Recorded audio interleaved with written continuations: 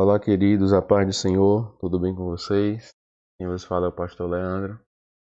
A mim é um prazer estar novamente com todos para falar acerca da palavra de Deus. Desta feita sobre a lição de número 4, que tem por título Dons de Poder. Estamos trabalhando nesse segundo trimestre de 2021, o título Dons Espirituais e Ministeriais, servindo a Deus e aos homens com poder extraordinário. O comentarista da lição é o pastor Elinaldo Renovato de Lima. E esse assunto é bem importante, principalmente para nós pentecostais que cremos na atualidade dos dons. Espero que você esteja assimilando o conteúdo e convido você a participar de mais uma aula. Se você ainda não é inscrito no canal, eu convido você a se inscrever, deixar o seu like ou dislike, fazer os seus comentários, compartilhar o vídeo com o maior número de pessoas possíveis para que você esteja contribuindo sobremaneira com a propagação do Evangelho de Cristo através dessa ferramenta. Se você deseja também ser um semeador da obra de Deus, você pode observar na descrição do vídeo. Informo todos os detalhes acerca de como ser um semeador. Está aí na tela também um QR Code que direciona para uma conta bancária caso você queira contribuir. Convido você a participar comigo mais uma vez. Vai ser muito bom aprender um pouco mais acerca da palavra. Como de praxe, estou projetando na tela a imagem da lição para que você possa acompanhar em loco. Peço a você também que separe o seu exemplar bíblico para que você possa destacar as referências que serão citadas. Será muito importante para acrescentar o seu aprendizado. Vamos para a lição. O nosso textuário está na primeira carta de Paulo aos Coríntios, capítulo 2, versos 4 e 5, que nos diz assim: A minha palavra e a minha pregação não consistiram em palavras persuasivas de sabedoria humana, mas em demonstração do Espírito e de poder, para que a vossa fé não se apoiasse em sabedoria dos homens, mas no poder de Deus. A verdade prática nos diz: os dons de poder são capacitações especiais em situações que demandam a ação sobrenatural do Espírito Santo na vida do crente. Temos aqui também a leitura diária, como eu sempre recomendo que você a utilize como seu devocional, de segunda a sábado, que nos fala sobre o Evangelho de poder, sinais e prodígios, a excelência do poder de Deus, o poder de Deus em nós, edificando a igreja mediante os dons, demonstração de poder divino. A leitura bíblica em classe se encontra na primeira carta de Paulo aos Coríntios, capítulo 12, verso 4 e versos 9 ao 11. Será o texto base para a nossa reflexão acerca do tema. Está escrito assim: Ora, há diversidade de dons, mas o Espírito é o mesmo. E há outro pelo mesmo Espírito a fé, e há outro pelo mesmo Espírito os dons de curar, e há outro a operação de maravilhas, e há outro a profecia, e há outro dom de discernir os Espíritos, e há outra variedade de línguas, e há outra interpretação de línguas. Mas um só e o mesmo Espírito opera todas essas coisas, repartindo particularmente a cada um como quer. Os hinos sugeridos são os de número 5, número 30 e número 107 da harpa cristã. Temos como objetivo geral dessa lição examinar os dons de poder e, como objetivos específicos, definir o que significa o dom da fé, evidenciar biblicamente os dons de curar e discorrer a respeito do dom de maravilha. Cabe salientar que, na lição anterior, eu comentei acerca de uma divisão didática que é feita pelo teólogo Stanley Orton acerca da classificação dos dons. São 9 dons listados nesse texto de 1 Coríntios. E a classificação atribuída é feita em 3 segmentos: dons de elocução, dons de revelação e dons de poder. Falamos na lição anterior acerca dos dons de revelação e hoje vamos falar acerca dos dons de poder. O autor traz como introdução a ideia de que o ministério de Jesus realizado aqui na Terra foi marcado por inúmeros milagres. Na verdade, isso não é uma ideia, é um fato. Está confirmado historicamente. Entre os primeiros cristãos, havia muitas manifestações dos dons, principalmente de poder. Se Jesus não mudou e esses dons também foram realizados pelos discípulos, consequentemente a igreja hoje tem acesso aos dons, conforme o próprio apóstolo Paulo lista nas suas diversas cartas. Vemos lá no livro de Romanos, vemos no livro de 1 Coríntios, vemos no livro de Efésios, Paulo falando acerca dos dons, não de forma exaustiva, porém exemplificativa, nos mostrando que o Espírito Santo continua operando e reparte os dons a cada um, conforme o que for útil. Algumas pessoas, por falta de conhecimento, criticam a ideia da atualidade dos dons. Outras cometem algum tipo de desrespeito acerca da manifestação dos dons. Outros creem nos dons e até recebem os dons, mas fazem mau uso deles. Nesta lição vamos falar acerca dos dons de poder e veremos como eles são necessários à igreja. O primeiro aspecto que é trabalhado nessa lição, como tópico 1, é o dom da fé. Está lá descrito na carta de Paulo, 1 Coríntios capítulo 12, verso 9. E é importante falar acerca do conceito, que está explícito em Hebreus 11:1, que nos diz: ora, a fé é o firme fundamento das coisas que se esperam e a prova daquilo que nós não estamos vendo. Essa é a definição bíblica sobre fé, pois demonstra total confiança e dependência de Deus. O capítulo 11 de Hebreus fala acerca da galeria dos heróis da fé.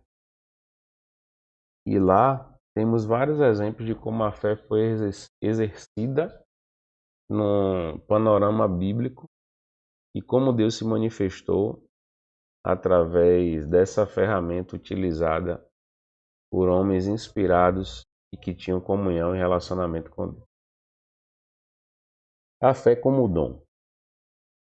Vale salientar que ela é distinta daquela que recebemos por ocasião da conversão. A fé recebida por ocasião da conversão é conhecida como fé salvífica ou salvífica. Podemos encontrar exemplos em Romanos capítulo 10, verso 17, Efésios 2:8. E ela também se distingue da fé como fruto do Espírito, que é evidenciada lá em Gálatas 5:22, quando o apóstolo Paulo faz uma lista acerca do fruto do Espírito, que se desdobra em muitos outros, quando ele cita o amor, que se desdobra em mansidão, paciência, longanimidade, benignidade, fé, está listado lá. Então essa é uma outra característica acerca da fé. Quando falamos também sobre fé salvífica, como o autor citou aqui Romanos 10:17, eu quero mostrar para você esse texto, um texto bem interessante, e ele nos dá a ideia acerca de fé para a salvação. O contexto de Romanos 10 nos fala sobre esse assunto, que é a fé para a salvação. Então, nele podemos observar que Paulo fala acerca da justificação E lá está bem claro e evidenciado a ideia que ele quer trazer com o texto. Olha como está escrito, Romanos 10:17. Essa tradução que eu estou apresentando para você é da NVI, Nova Versão Internacional, que é uma versão bem próxima do original para o Novo Testamento, por escrito em grego. Diz assim: consequentemente, a fé vem por ouvir a mensagem, e a mensagem é ouvida mediante a palavra de Cristo. Em outras traduções diz: a fé vem pelo ouvir e ouvir pela palavra de Deus. Então veja que o texto nos fala acerca da fé para a salvação. Dando continuidade, é importante salientar que o dom da fé é a capacidade que o Espírito Santo concede ao crente para realizar coisas que transcendem a esfera natural da vida, objetivando sempre a edificação da igreja. É uma fé milagrosa para uma situação especial. Então, é importante fazer esse destaque. Não se preocupe que eu vou citar alguns exemplos como estão listados na lição. É justamente o subtópico de número 3. Quando guiou o povo de Israel na saída do Egito e se aproximou do Mar Vermelho, já na iminência de ser destruído por Faraó, Moisés disse: não temais, estais quietos e vede o livramento do Senhor que hoje vos fará. Porque aos egípcios que hoje viste, nunca mais vereis para sempre. O Senhor pelejará por vós e vos calareis. Moisés viu pela fé o livramento do Senhor antes de o fato acontecer. Então veja aí um exemplo acerca da fé como dom que atua em momentos improváveis, quando o homem não tem mais condições de fazer algo. Essa citação está lá em Êxodo capítulo 14, verso 13 e 14. Então, é importante você guardar essa diferenciação. Fé salvífica relacionada à crença que nos leva a receber a Cristo como Salvador. A fé como fruto do Espírito, Gálatas capítulo 5. E a fé como dom, que é a manifestação específica, crendo que Deus irá operar algo que aos olhos do humano é impossível ser concebido. Dons de curar faz parte do tópico de número 2. É mais um rol de dons que está relacionado aos dons de poder. O que podemos falar acerca dos dons de curar? O que eles são? São recursos de caráter sobrenatural dados ao crente para atuar na cura de qualquer tipo de enfermidade. Por isso que os dons de curar aparecem no plural, porque estão relacionados a vários tipos de cura, de vários tipos de enfermidades. Por isso, dons de curar. E como ele se manifesta? No momento certo, no momento oportuno, na vida de quem Deus concede a sua graça para ministrar a cura. No Antigo Testamento, a expressão usada relacionada a Deus como Deus da cura é Jeová Rafá, que significa o Senhor que sara. Podemos ver essa manifestação em Êxodo 15:26, o Salmo 103, verso 3. Me permita localizar esse texto de Êxodo 15:26 para que você possa acompanhar comigo.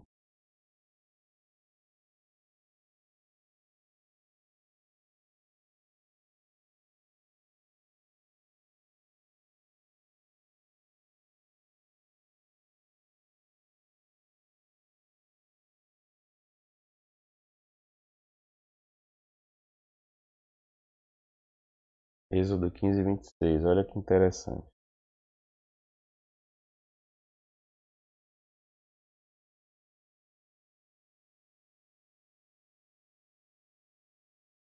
Dizendo-lhes: Se vocês derem atenção ao Senhor, ao seu Deus, me permita colocar na tela, dizendo-lhes: se vocês derem atenção ao Senhor, ao seu Deus, e fizerem o que ele aprova, se derem ouvidos aos seus mandamentos e obedecerem a todos os seus decretos, não trarei sobre vós nenhuma das doenças que eu trouxe sobre os egípcios, pois eu sou o Senhor que os cura. Em outras traduções, pois eu sou o Senhor que te sara. A expressão aqui é Jeová Rafá. Veja que coisa interessante. Quais são as consequências desses dons hoje para a igreja? Devido à necessidade do Evangelho ser anunciado como uma mensagem poderosa ao não crente, os dons de curar se manifestam no sentido de que ele possa crer que Deus está presente e é poderoso para fazer milagres. Na igreja primitiva estamos recheados de exemplos acerca de Deus curando enfermos e perdoando seus pecados. A mulher do fluxo de sangue, o cego Bartimeu, os leprosos, a sogra de Pedro. Vemos vários exemplos de Jesus fazendo milagres, e não só ele, mas também os seus discípulos, realizando curas divinas através do Espírito Santo. Outro aspecto que é importante falar é acerca da redenção e as curas. Apesar do crente ser redimido pelo Senhor através da obra expiatória realizada por Cristo, ele ainda aguarda a redenção do seu próprio corpo. Quando o apóstolo Paulo tratou acerca do tema, que são os males que afligem a criação como resultado do pecado, veja o que ele escreveu. Não só ela, mas nós mesmos, que temos as primícias do Espírito, também gememos em nós, esperando a adoção, a saber, a redenção do nosso corpo. Romanos 8:23. Então o texto nos fala acerca de uma redenção no sentido amplo, não só espiritual, que é promovida através da salvação em Cristo, mas a restauração do próprio corpo físico que foi corrompido por causa do pecado. O subtópico de número 3 nos fala acerca da necessidade desses dons. Os dons de curar, eles são necessários na igreja atualmente, como eu fiz questão de citar. Num mundo incrédulo, em que a medicina se desenvolve rapidamente, o ser humano pensa que pode superar Deus. Mas existem doenças que ainda não foram alcançadas pela capacidade humana de remediá-las.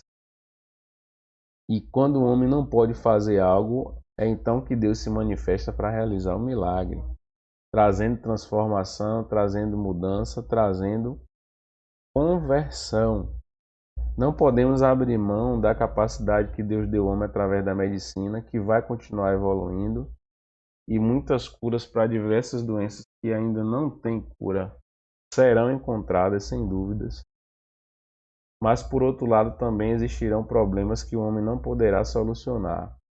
E relacionados a esses problemas, Deus, através da manifestação dos dons, sem dúvida, continuará entrando em providência e fazendo milagres. E o que são esses dons? Manifestações de poder sobrenatural que o Espírito colocou à disposição da Igreja de Cristo, para que a humanidade reconheça que Deus tem o poder de curar todas as doenças. Não é uma, não são algumas, mas todas as doenças, porque Deus detém todo o poder para fazer tudo conforme a sua santa e eterna vontade. Continuando e já caminhando para o fim, o tópico de número 3. O dom de operação de maravilhas. Quando olhamos para esse dom, podemos observar a forma sobrenatural em que ele se manifesta e o grande impacto que traz. Esse dom realiza obras extraordinárias, que vão além do poder humano. Ele altera a ordem natural das coisas, que são consideradas impossíveis, impensáveis, improváveis, inconcebíveis. E quais são os exemplos bíblicos acerca desses dons? Podemos observar coisas relacionadas a mudança de curso na natureza, a situações que confrontam a ordem natural das coisas. Através dos exemplos que serão citados, você vai poder observar claramente a manifestação desses dons. Por exemplo, no ministério de Jesus. Jesus repreende o vento e o mar, ordenando que eles se aquietem. Mateus 8, 23 ao 27. Então veja a manifestação de Jesus controlando e mudando o curso da natureza. Exemplo bíblico da operação de maravilha. Vamos falar acerca de outro exemplo, a ressurreição da filha da viúva de Naim, a ressurreição da filha de Jairo, a ressurreição de Lázaro. Então, pessoas mortas que foram ressuscitadas através da ordem diretiva do Senhor para que isso se manifestasse. A ressurreição, a morte é o curso natural das coisas, mas a ressurreição não. Então, perceba a manifestação especial e sobrenatural manifestada através desse dom. A ponto de que em Lucas capítulo 1, verso 37, ouvimos a expressão feita pelo anjo que visitou Maria, porque para Deus nada é impossível. Então, esses são exemplos bíblicos acerca da operação dos dons de maravilhas. Deus não mudou e Ele continua distribuindo seus dons para a igreja, para que ela atue no mundo com poder e graça, salientando que o Espírito distribui a cada um como quer para o que for útil. Essa é a principal ideia acerca da manifestação dos dons.